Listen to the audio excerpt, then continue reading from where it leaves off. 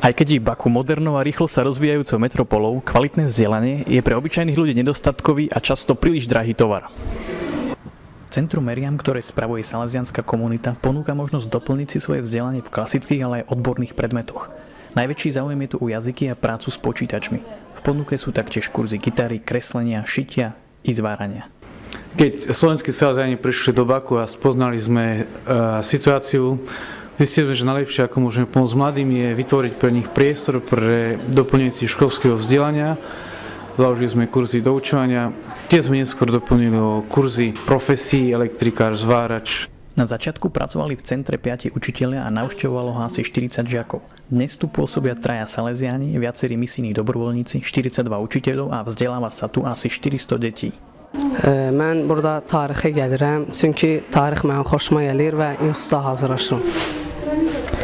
Fizika və kimiyaya gəlirəm bura, xoşum gəlir. Birinci qrupa hazırlaşıram deyənə əsas onlara gəlirəm.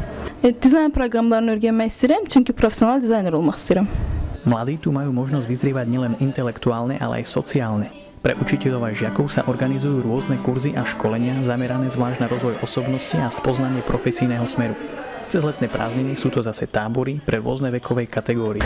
Činnosť centra je v mnohom závislá na projektoch a sponzorských príspevkoch. Snom salesiánov je vytvoriť podobné centra aj v iných častiach mesta. Z bakinského sídliska Achmedli pre salesiánsky magazín Jan Krupa.